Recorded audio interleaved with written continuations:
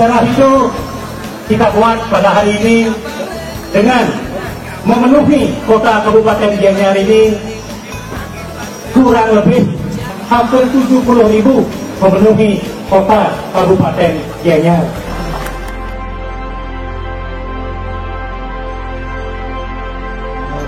September 2018, saya Gubernur Bali atas nama Presiden Republik Indonesia dengan resmi melantik Saudara Imadema Yasir SSK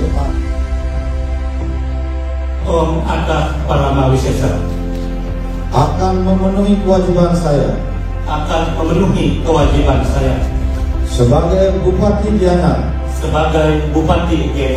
dan Wakil Bupati Gianyar.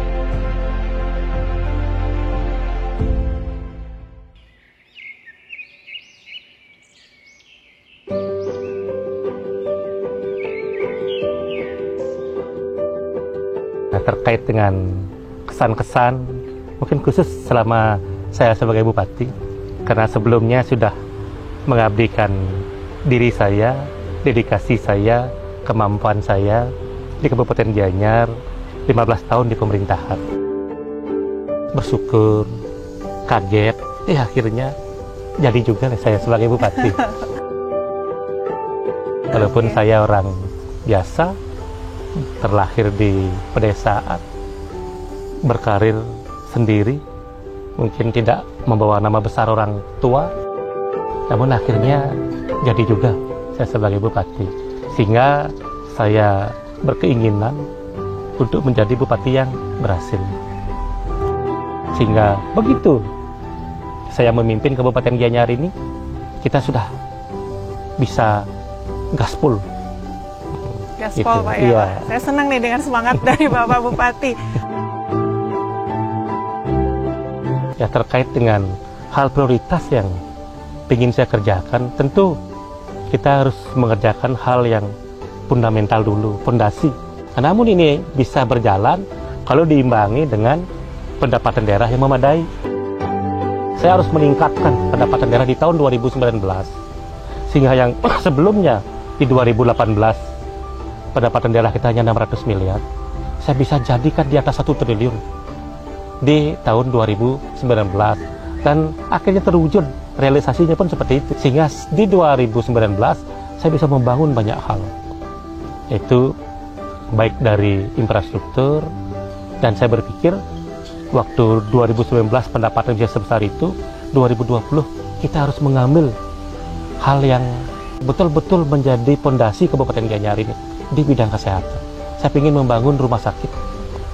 Membangun rumah sakit yang seperti diketahui dunia, kalau pernah masuk ke rumah sakit Sanjiwani sebelum 2020, itu gimana kamar rawat inapnya, gimana alkesnya, gimana sumber daya manusianya, tegur sapa, keramahan, kecepatan, transparansi yang ada di sana, termasuk yang lain-lainnya.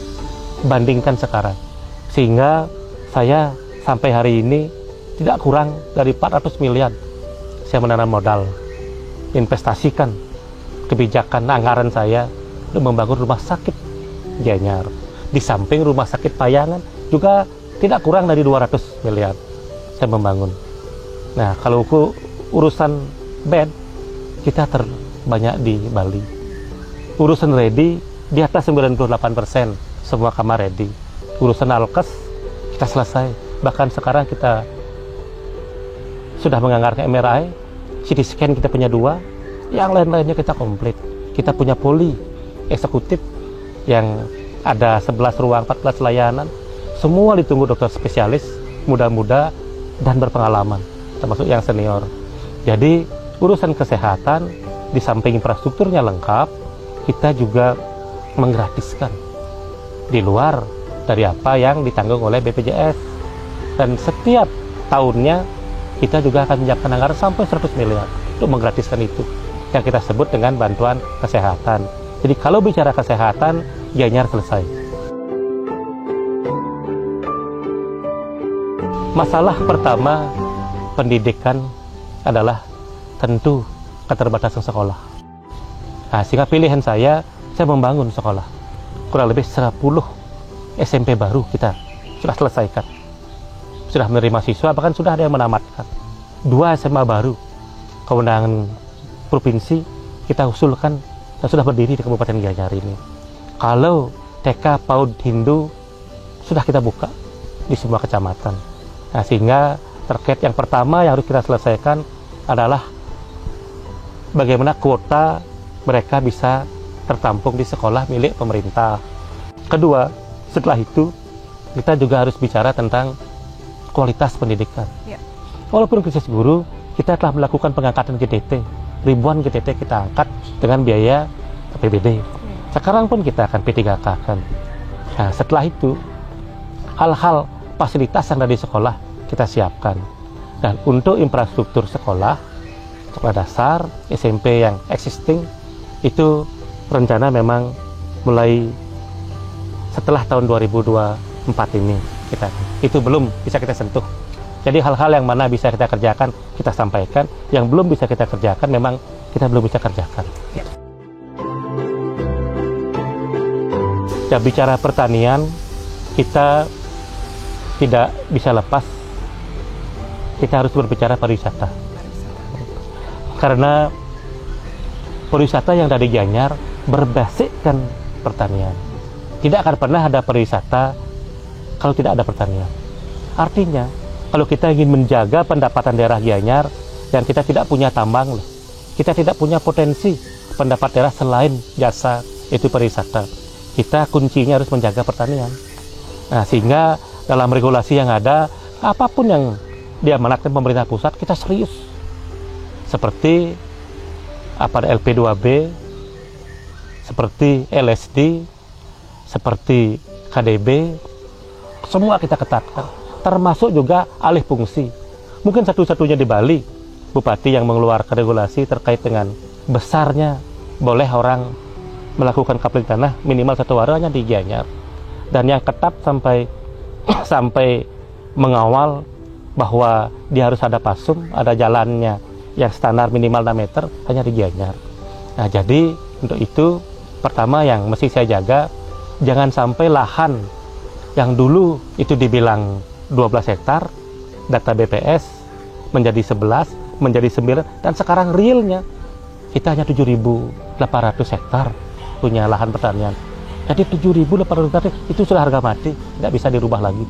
Karena kemarin di saat kita punya momentum untuk menjaga lahan pertanian ini, kita sudah masuk ke LSD yang merupakan bagian dari peraturan daerah yang telah kita tetapkan. Gianyar memang dikenal pariwisatanya ya pariwisata budaya. Kalau dilihat dari Gianyar itu bersih, belum. Gianyar itu aman dari polusi, dari penyakit, dari kriminal. Mungkin kalau dibandingkan daerah lain, belum. Kalau dibilang tidak macet, belum, masih macet. Jadi kenapa dia menarik dan menjadi destinasi nomor 1 termenarik di dunia? Dari beberapa survei dari film jalan-jalan terkenal, khususnya Ubud, ya karena memang kita memiliki sisi budaya yang unik membuat orang lain datang. Nah, tentu bagaimana kita merawat, menjaga daripada sisi budaya ini adalah kita menginvestasikan kembali. Dulu orang berpikir bahwa dengan datangnya para wisatawan asing domestik, terutama asing yang sudah punya peradaban yang lebih maju, akan menggerus dari sisi budaya itu. Ternyata tidak. Ternyata di daerah-daerah yang bersentuhan langsung dengan pariwisata, mereka lebih rutin mengadakan upacara-upacara yang besar seperti mecaru, odalan, pelebonnya, menikahnya, betul-betul dia kelihatan nuansa budayanya. Nah, sehingga kalau disurvei dia lebih ingat karena mereka ternyata punya modal gitu. Jadi dengan itu saya yakin budaya akan berjalan beriringan dengan pariwisata. Di samping saya punya program bagaimana menjaga desa adat dengan pemeliharaan benda-benda sakral maupun desa adat yang tadi Gianyar. Kita memberikan bantuan wantilan, pura, prasasti, lontar, termasuk modaan tapaan de Betara, termasuk insentif kepada para pelaku yang ada di dalam ruang lingkup desa adat seperti Benese, seperti Pekaseh, Pemangku, Klian Adat, itu dapat insentif dari pemerintah Kabupaten Gianyar. Nah, sehingga saya membuat program terobosan pemeliharaan benda sakral, di dalamnya adalah ngodaan tapaan de Betara. Nah, di sana kalau sudah, biasanya daerah-daerah yang kukuh daripada adatnya, kalau tapaan de Betaranya sudah pakai emas, baru masyarakat perorangan berani pakai emas. Kalau di pura sudah pakai perade, baru di rumahnya pakai perade. Dia berusaha dulu bagaimana untuk yang di hulu mereka selesaikan dulu. Saya berpikir kecepatan, transparansi itu tidak bisa kita lepaskan dari digital. Karena digital tidak bisa dibohongi dan perlu kecepatan. Kecepatannya hanya bisa diraih dengan kita mengikuti teknologi yang ada. Kata kuncinya digitalisasi juga, termasuk juga keakuratan. Nah, sehingga dalam menangani kemiskinan, dalam menangani kesehatan, pelayanan di semua OPD yang bersentuh dengan masyarakat, saya wajibkan untuk memakai aplikasi digitalisasi. Nah, sehingga kalau Bupati butuh data, kita tinggal mengakses, tidak perlu lagi ketemu dengan kadisnya. Saya minta staf untuk menyiapkan, itu ternyata sangat mendorong, artinya memberikan bantuan kepada saya untuk mencapai lompatan apa hal-hal yang saya inginkan. Jadi digitalisasi ini penting dan dianya sudah menjadi salah satu percontohan. Bukan saja di Bali, di luar Bali, termasuk daerah-daerah yang lebih awalnya saya kira lebih maju, ternyata mereka datang ke Gianyar untuk melihat digitalisasi kita. Kebetulan di bawah komando Kominfo dan BEM untuk terkait digitalisasi ini. Dan kita selalu berkembang. Kita selesai melakukan ini, kita lakukan ini. Termasuk di semua OPD. Tidak ada OPD yang tanpa tersentuh digitalisasi. 2020 sebenarnya saya berkeinginan menyongsong tahun itu dengan penuh semangat. Dengan segala program yang telah kita siapkan. Dengan segala perencanaan yang telah kita siapkan. Waktu itu di 3-4 OPD, saya menyiapkan 186 program, kalau tidak salah. Kita siapkan untuk bagaimana lompatan Gianyar ini bisa secepat mungkin kita melompat untuk mencapai kemajuan itu.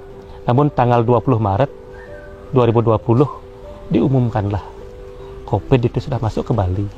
Tanggal 20 Maret itu. Dan pada saat berjalan beberapa bulan, datanglah program daripada Bapak Presiden, Bapak Jokowi, yaitu terkait dengan dikeluarkannya dana PEN, pemulihan ekonomi nasional. Nah, sehingga saya menjadi bersemangat lagi. Saya harus mendapatkan itu, karena pembangunan tidak boleh putus. Dan kalau dana PEN ini saya dapatkan, walaupun pandemi, saya akan bisa melanjutkan pembangunan ini. Saya mohonkan dana PEN yang sudah dalam tahap kontrak. Artinya bukan plafon yang saya mohonkan. Nah, sehingga di beberapa bidang yang sudah kontrak itu saya mohonkan.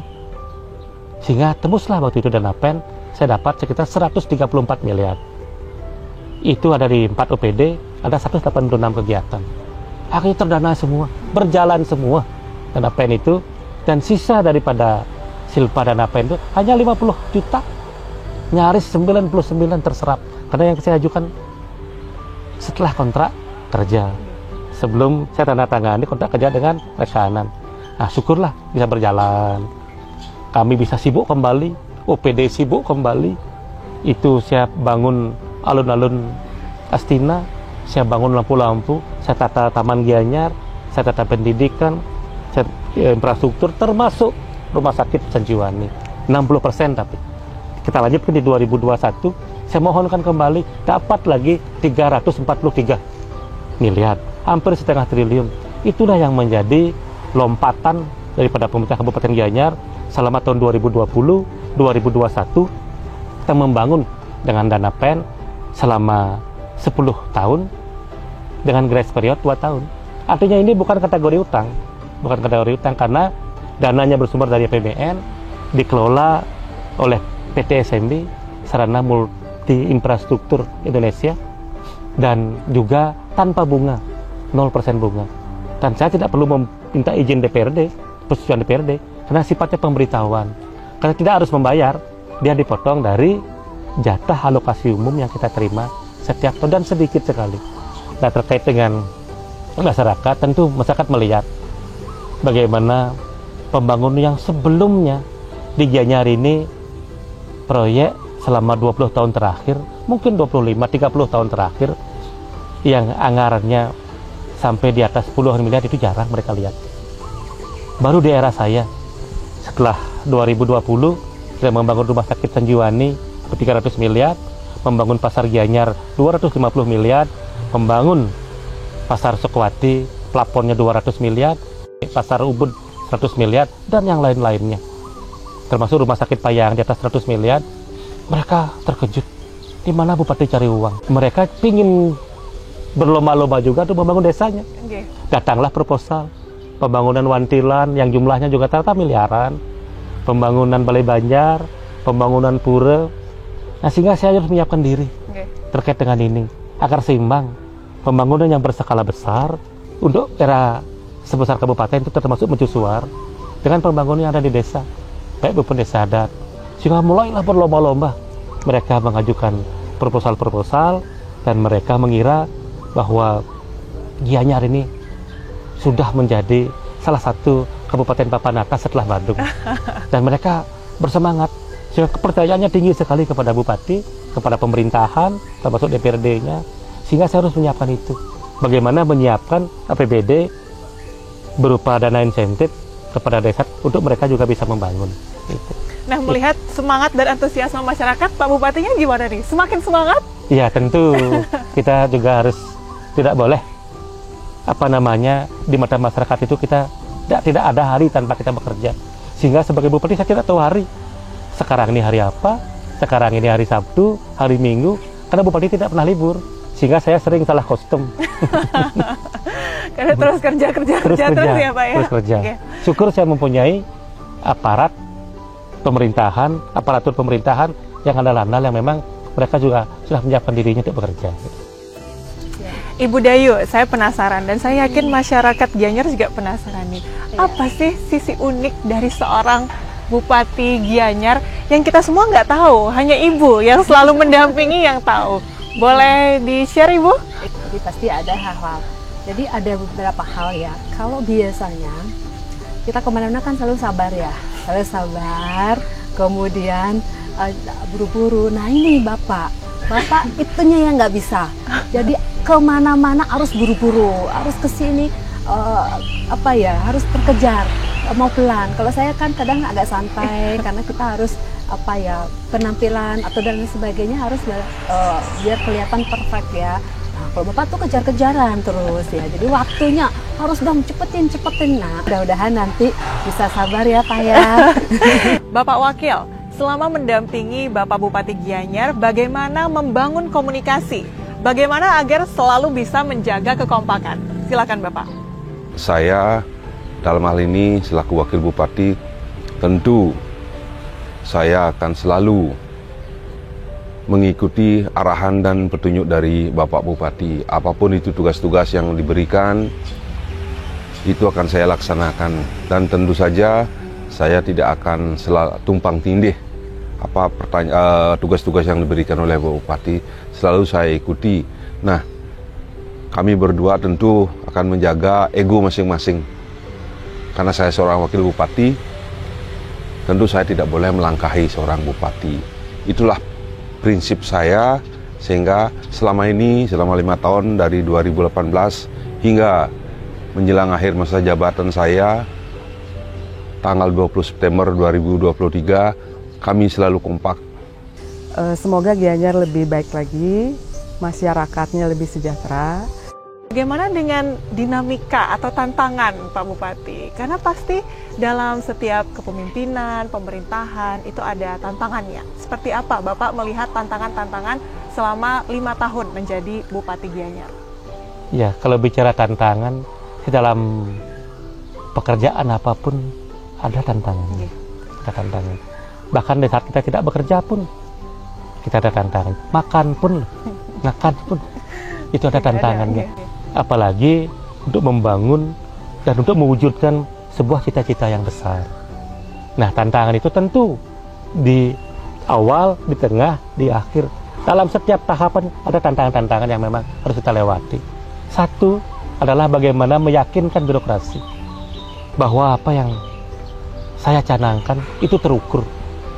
Kadang Sekarang orang sudah down duluan, lalu kita melihat sebuah gagasan yang besar. Enggak, kita semua terukur. Orang dulu tidak percaya saya bisa bikin pasar 250 miliar, saya bikin rumah sakit total 600 miliar, saya bikin pasar Sokwarti 200 miliar. Tidak ada yang percaya. Di mana sih Pak Bupati cari uang? Nah, itu dulu mengubah mindset. Setelah itu teranggarkan, kita tidak punya pengalaman untuk mengerjakan proyek berskala besar seperti itu. Nah, perlu kesiapan. Saya yakinkan kembali dengan bagaimana kita tidak boleh keluar dari aturan-aturan yang ada terkait pelaksanaan itu. Dan juga lapangannya, kita membangun, ternyata lapangannya juga belum tentu siap. Ada penolakan, itu biasa. Jangan itu dianggap sebuah pembangkang kepada pemerintah. Hanya mereka belum ngerti aja apa yang kita bangun. Kita harus melakukan sosialisasi walaupun kita yakin apa yang lakukan kita itu benar. Apa yang kita lakukan itu untuk kebaikan mereka. Walaupun kita melakukan kebaikan, kita juga harus memberikan keyakinan. Sosialisasi itu kata kunci yang sangat penting terkait dengan semua program, apalagi perubahan-perubahan dari yang sebelumnya mungkin dia di zona yang seperti itu, kita akan menaikkan grade-nya ke yang lebih bagus. Itu juga perlu sosialisasi. Sosialisasi memerlukan orang yang paham dengan visi dan misi saya. Jadi itu penting. Itu sebuah tantangan yang berat loh, berat sekali tantangan itu. Namun kita syukur akhirnya semua kita bisa jalankan dengan baik. Tanggung jawab kepada masyarakat Gianyar, tidak berucap aja. Ini sudah ditandatangani sama Dirut bahwa apa yang kita pinjamkan sudah lunas. Gianyar ini sudah pondasinya bagus sekali. Ibaratkan bangunan, kita sudah di atas 50%. Pondasi bangunan. Artinya, satu, bagaimana aparaturnya sudah siap bekerja, masyarakatnya sudah memberikan dukungan, kemampuan daerahnya sudah tinggi, skill daripada para stakeholdernya sudah tinggi. Jadi kesiapan ini kita tidak boleh mengurangi speed kita, kita tidak boleh mengurangi semangat kita, karena waktu akan berjalan. Kalau enggak, kita ingin ditinggalkan. Kita banyak contoh dulu perusahaan-perusahaan yang nyaman hidup di eranya, namun karena dia lambat berubah jadi gilasat, bahkan sekarang sudah gulung tikar. Tapi Gianyar tidak boleh seperti itu. Kita harus lebih leading daripada daerah dalam hal apapun. Kita sudah punya modal, kita sudah punya semuanya, tinggal melanjutkan. 5 tahun ke depan Astungkara 2030 Gianyar itu sudah menjadi kabupaten yang the best di tingkat provinsi maupun di tingkat nasional. Astungkara, luar biasa. Satu kata yang menggambarkan Bapak Bupati Gianyar dari para pimpinan OPD. Humble, cepat, generalis, inovatif, optimis, berkomitmen, konstruktif, bijaksana, keren, konsisten, pengasih, harismatik, friendly, kuat, empati, tuntas, melayani, ngayah, sejahtera, kolaboratif, lastario, milenial, canggih, tegas, visioner, tepat, berwibawa, merakyat, cagar, tulus, teliti, Petualang, perfect, low profile, inspiratif, hurati, terbuka, jos, dedikasi, energetik, humoris, berani, membangun, pekerja, profesional, mengayomi, penyayang, humanis, smart. Lanjutkan.